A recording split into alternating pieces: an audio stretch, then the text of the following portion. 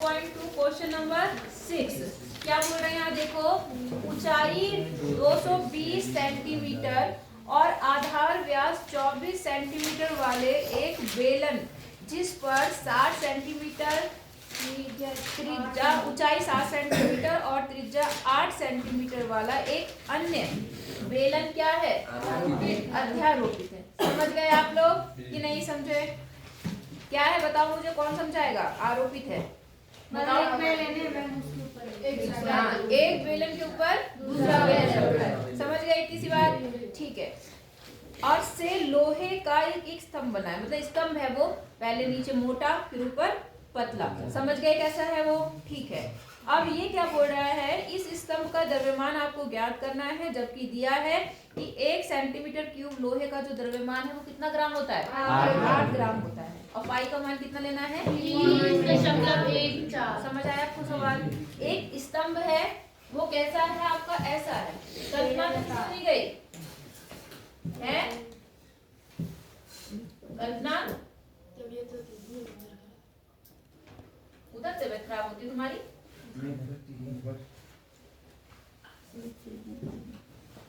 ये हो गया यहाँ पर, ठीक है। एक बेलन है, इसके ऊपर इस त्रिज्या का नहीं, इसकी त्रिज्या और ऊंचाई कितनी है? इसकी ऊंचाई कितनी है बताओ? 220 सेंटीमीटर। व्यास पूरा 24 है और व्यास कितना है? 24 यानी कि 12 त्रिज्या हो गई, है ना?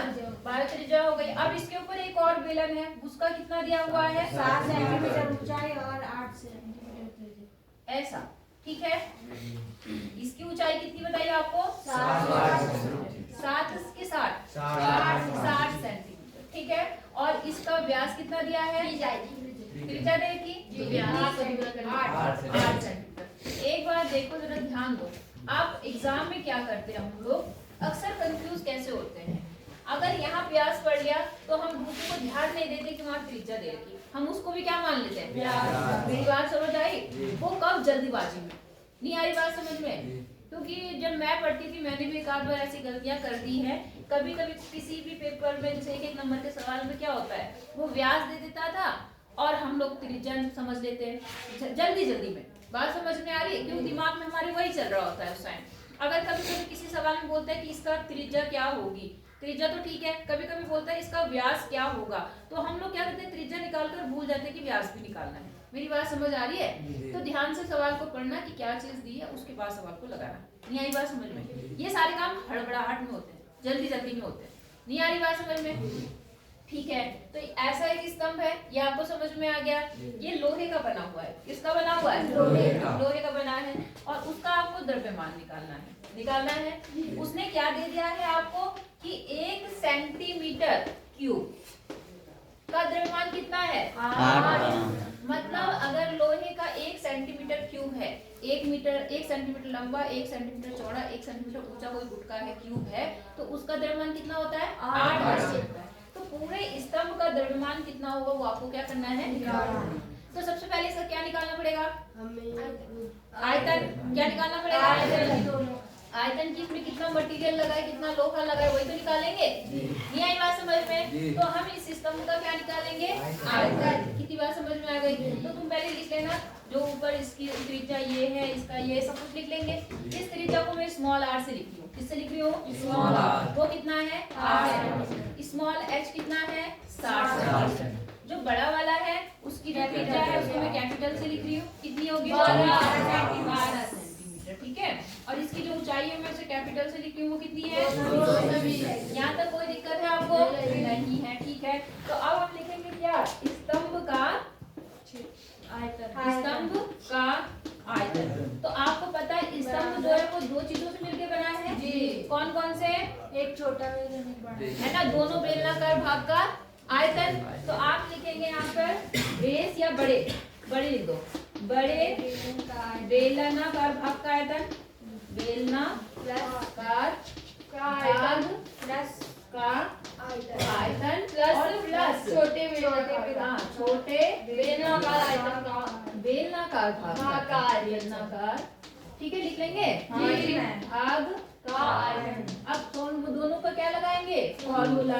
फॉर्मूला क्या होता है पाई आर स्क्वायर एच। तो पाई बड़े का लिया है हमने पहले तो आर स्क्वायर एच, कोई दिक्कत नहीं। और यहाँ पर हमारा पाई आर स्क्वायर एच। बोलो यहाँ तक कोई दिक्कत है आपको? नहीं है।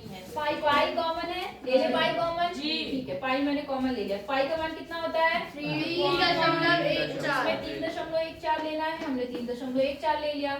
अब आता है आर स्क्वायर, कैपिटल आर आपका कितना है 12 का स्क्वायर इंटू एच कितना है आपका 220 प्लस आर स्क्वायर कितना 8 का स्क्वायर इंटू एच कितना है 60। यहाँ तक आपको कोई दिक्कत है नहीं होगी, ठीक है। 3.14 ऐसे ही रहा।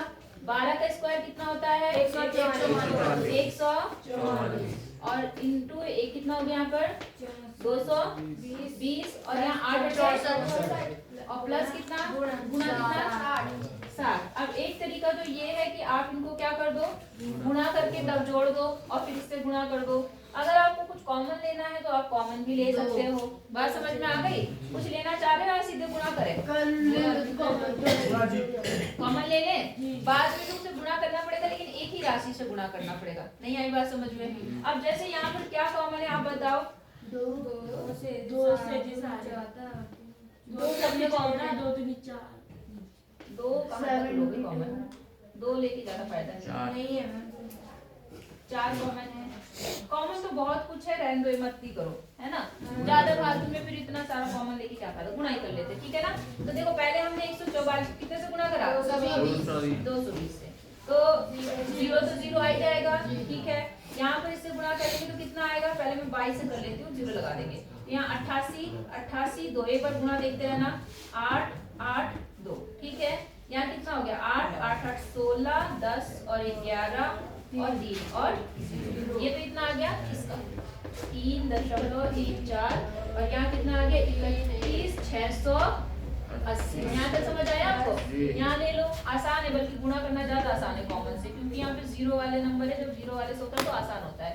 4 6 24 6 6 36 37 और साथ में 0 तो 38 40 एक आ गया 38 40। अब इन दोनों को क्या करते हैं जोड़ लेते हैं, तो इसमें ही जोड़ दिया हमने 38 40। कोई ऐसा तो नहीं था जोड़ना भी ना आता हो, है कोई ऐसा? वहाँ पे बिल्कुल स्टाइल मत मारो, जरा इधर ध्यान दे लो, ये बाल बूल संभालने का बहुत टाइम मिल जाएगा। यही सबसे चीजें बर्बाद कर रही है तुम्हें, जो तुम्हारी फैशन में लगे पड़े हो ना, यही तुम्हें बर्बाद कर रही है। ध्यान यहाँ नहीं है, ध्यान अपने पता नहीं कौन से विचारों में खो रखे हैं। समझ आया नहीं आया? यहाँ कितना आ गया 12 और हासिल कितना हो गया 5 और यहाँ 3। समझ आई बात आपको? इसकी जगह पर तो आ गया 3 5 2 0 और यहाँ 3.14। यहाँ तक कोई दिक्कत है आपको? अब आप इसको किससे गुणा करेंगे 3.14 से, तो वो उतने सेंटीमीटर क्यूब में आपका क्या आ जाएगा आयतन। आंसर नहीं आएगा 35 20 को कितने से करना है 3.14, ठीक है।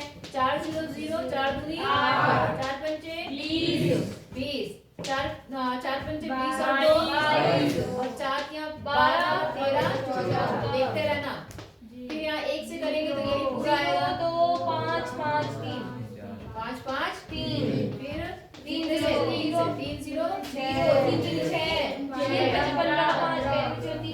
16 हासिल 3 9 और 10। समझ गए? 0 8 2 और यहाँ कितना आया 11 गए हासिल 1 5 15 हासिल 1 4 मैम 11 की 13 होगा। अरे ये भी तो है ना 13 देखते रहना ऐसे 0 8 2 13 कितना हो गया 8 11 12 13 3 हासिल 1 5 5 10 5 15 को 5 हासिल 1 2 2 5 और 3 है जी। हाँ हाँ तो 2 और 3 5 और 6 11 हासिल 1 यहाँ भी 1 और यहाँ भी 1। दशमलव कितने के बाद कितना आ गया 11 15 80 सेंटीमीटर क्यूब। क्योंकि सारी चीजें किसमें दे रखी थी? सेंटीमीटर क्यूब में। अब आप क्या करेंगे, आपको इसका क्या निकालना है? आयतन जो द्रव्यमान निकालना है वो किसमें निकालना है? ग्राम में निकालना है। तो आपने कहा चूंकि, ऐसे लिखना, चूंकि 1 ग्राम इज इक्वल टू कितना, sorry 1 centimetre cube is equal to कितना ग्राम? 8 ग्राम। इसलिए कितना है हमारा? इतना है जिसको 8 गुना करना पड़ेगा। हाँ 5 जी बिल्कुल 80 centimetre cube is equal to कितना हो जाएगा? इसको इससे क्या कर देंगे? गुणा। तो 8 गुणा 11 15 32 देखते हैं सही लिखिए नहीं लिखिए इतना। अब ये क्या बन जाएगा? ग्राम। क्या बन जाएगा? अब गुणा कर दो 8 से। तो देखो 8 से गुणा करने पर 8 0 0 8 8 64 4 8 2 16 4 64 64 का 4 में हे भगवान क्या हो रखा? 8 8 64 8 से 6 कितना हो गया? यहाँ तो बोल रहा 8 2 16 और 6 22 2 हासिल 2 हासिल 2 दो। कहाँ तक हो गया था? यहाँ तक जी। अब 8 या 8 16 8 या 24 24 25 26 26 या हासिल 2 8 40 42 42 का 2 हासिल 4 अब यहाँ पर क्या हो गया? 8 कम 8 8 2 8 और 4 12 हासिल 1 और 8 कम 8 9 और यहाँ पर 8। अब दशमलव कितने अंक पर? 2। आंसर चेक करो। इतना ग्राम आ रहा है कि किलोग्राम में दे रहा है? किलोग्राम में भी दे सकता है वो आंसर। 8.2 ठीक है ठीक है। ये देखो ये ग्राम में है। ये किसमें है? ग्राम में है ना। आप किसी चीज को ग्राम में लेना तो मतलब है ना, ग्राम में मतलब आप जब आपके पास उससे अच्छी यूनिट है। यहाँ पे किलोग्राम में दे रखा है। हाँ अरे भाई एक मार और मार कस के इसको यहाँ समझा के आई दिमाग में पता नहीं क्या घूम रहा है इनके। समझ आया तुम्हें? जब हमारे पास ये ग्राम में दिया हुआ है और हमारे पास बहुत बड़ी रकम है, ज्यादा है ना, तो क्यों ना हम इसे किलोग्राम में कन्वर्ट कर लें। आई बात समझ में? किलोग्राम में कन्वर्ट करके आपका आंसर देखने में भी अच्छा लगता है और सही जो मानक रूप है वो वही है। बात समझ आ गई आपको? तो आपको पता है कि कितने ग्राम में कितने किलोग्राम होते हैं? बताओ। 1 किलोग्राम एक किलोग्राम। अच्छा। होते हैं। समझ गए? 1 किलोग्राम में 1000 ग्राम में होते हैं। 1000 से 1000 से क्या कर देंगे? भाग कर देंगे। क्या कर देंगे? भाग। 1000 से भाग करने का मतलब है दशमलव कितने अंक खिसकेगा? 1000 में कितने जीरो होते हैं? 1000 में 3 खिसकेगा। तो यहाँ से आ गया 1 2 3। समझ गए? तो आपका आंसर कितना आ गया? 8.92 यहाँ लिखूं मैं, यहाँ लिखूं 892.263। अब देखो मेरी एक बात और समझो, इतना किलोग्राम लेकिन दशमलव के बाद इतने अंक लेने की कोई 2 अंक का केवल हम कितने अंक लेते हैं? 2। तो उस 2 अंक लेने का मैंने तरीका बता रखा आपको। आप 2 अंक ले लो। अगर यहाँ 5 है तो इसमें 1 बढ़ा दो। अगर 5 से कम है, 5 से ज्यादा है तो इसमें 1 बढ़ा दो। 5 से कम है तो सिर्फ इसे पूरा हटा दो। तो आपका रियल आंसर जो बन गया 892.26 kg आंसर आ गया। ये आपका क्या होगा? आंसर। वो तो बात समझ आई या नहीं आई? जी करो।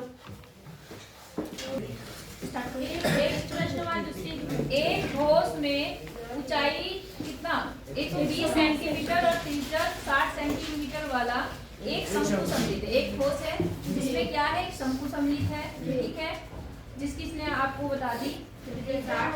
और जो कि कैसा बना हुआ है? 60 सेंटीमीटर त्रिज्या वाले एक अर्ध गोले पर अध्यारोपित है। सवाल समझ लो क्या है? इसमें कितनी चीजें हैं? एक अर्धगोला और एक शंकु। अब क्या है? अर्धगोला ऐसा है और इसके ऊपर जितनी त्रिज्या है, इसकी त्रिज्या कितनी है? 60 और उसकी त्रिज्या वाला एक शंकु है और शंकु की भी कितनी है? 60। मतलब उतनी ही त्रिज्या का एक शंकु इसके ऊपर क्या हो रखा है? अध्यारोपित है। मतलब इसके ऊपर रखा हुआ है। ऐसा है। यहाँ तक समझ में आ गई बात?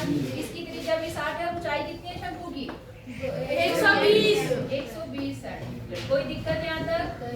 अब देखो क्या बोल रहा है यहाँ पर, इस ठोस को पानी से भरे एक बंद इस ठोस को पानी से भरे हुए एक लंब वृत्तीय बेलन में इस प्रकार सीधा डाला जाता है। समझ गए?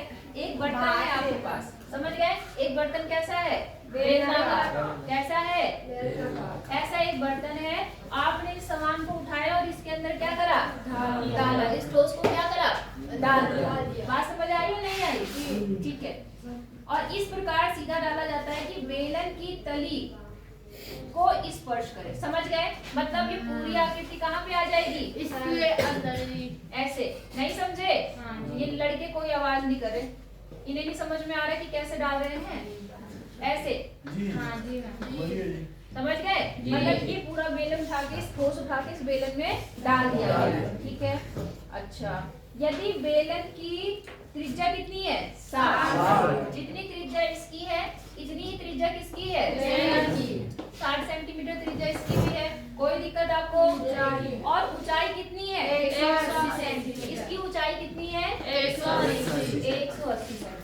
अच्छा, टोटल ऊंचाई इसकी कितनी बनी? ये भी देखो, ये 120 है और नीचे की ऊंचाई कितनी है? 60। तो 60 और 120 मिलकर कितना बन गया? 180। तो मतलब पूरा फिट आएगा। समझ गए? अच्छा, आप समझो क्या बोल रहे हैं यहाँ पर। तो बेलन में शेष पानी, बचे पानी का आपको आयतन ज्ञात करना। सवाल समझ आ गई? ये किससे भरा हुआ था बेलन? पानी से। आपने ये ठोस उठाया और इसको तो पानी बाहर बेलन का आयतन निकालेंगे और ये उसका आयतन निकालेंगे, फिर उसके बाद उसके आयतन से बेलन के आयतन से उसका आयतन माइनस। समझ गए तुम? सवाल आपने बर्तन को उठाया, इस ठोस को, और इस पानी से भरे हुए बर्तन में क्या कर दिया? लगा दिया। अब फिर से आर्किमिडीज का सिद्धांत आ गया। कोई भी बर्तन कितना पानी हटाता है? जितना उसका आयतन होता है ना? तो अब आप क्या करोगे? आप क्या देख रहे हैं? पहले आप इस बेलन का आयतन निकालेंगे। इस बेलनाकार बेलन का आयतन मतलब इस बेलन में भरे पानी का आयतन निकल गया। पाई आर स्क्वायर एच निकल जाएगा। अब आप क्या करेंगे? इस ठोस का आयतन निकालेंगे। किसका निकालेंगे? और एक को जोड़ के इस ठोस का आयतन निकल जाएगा। है ना? अब आप क्या करेंगे? जब इसको इसके अंदर डालेंगे तो इसने अपने आयतन के बाहर पानी क्या निकाल दिया? बाहर निकाल दिया। तो जो बचा हुआ पानी है वो कैसे निकलेगा बताओ? नहीं आई बात समझ में? नॉर्मल सी मतलब जनरल बात समझनी है आपको। कैलकुलेशन तो बात की बात है, आपको सिर्फ एक समझना है कि हो क्या रहा है। नहीं आई बात समझ में? आप नहाते हो, नहाते हैं, आपने लोटा ले रखा है, आप क्या करते हैं? जानबूझ के बाल्टी में लोटा कभी कभी मतलब खिलवाड़ करने के लिए, मजाक करने के लिए आप लोटे को यूं करके उसमें डालने की कोशिश करते हैं। डालते हैं। अगर पानी की बाल्टी आपकी लबालब भरी हुई है तो जब आप उसको डालेंगे लोटे को तो क्या होगा? धीरे धीरे पानी कहाँ निकलेगा? बाहर निकलेगा। तो कितना पानी बाहर निकलता है? उस लोटे का क्या होगा? भार में आयतन, द्रव्यमान बोलेंगे या आयतन बोलेंगे। बात समझ में आ गई? हम आयतन का यूज है तो हम आयतन बोलेंगे। इतनी बात समझ आई है नहीं आई? आ गई? तो आपका लोटा उतना ही पानी हटाएगा जितना उसका खुद का आयतन होगा। सेम चीज यहाँ हो रही है कि ये जो ये ठोस आपने इसके अंदर डाला, ये जितनी जगह पे होगा उतने दूर का पानी अब बाहर फेंक देगा। फेंकेगा नहीं फेंकेगा? तो बचा हुआ पानी कहाँ है? ये इन जगहों पे बचेगा। तो उसको करने का क्या तरीका है? आप इस बेलन का आयतन निकालो, उसमें से इस ठोस के आयतन को क्या कर दो? माइनस। आपका आंसर है। बोलो समझ आई बात? 6 पीरियड में आके देखना जी आपने करा था। ठीक है ना? अब चाहे आपको टाइम मिले ना मिले ये एक्सक्यूज देना जी हमारी तो सारी घंटियां चढ़ रही थी, सारी क्लास चढ़ रही थी। तुम लंच में मत जाओ घूमने, मगर मुझे सवाल चाहिए। एक ही सवाल दे के जा रही हूँ। समझ गए? और आके अगला सवाल करेंगे, फिर नई एक्सरसाइज स्टार्ट करेंगे। ठीक?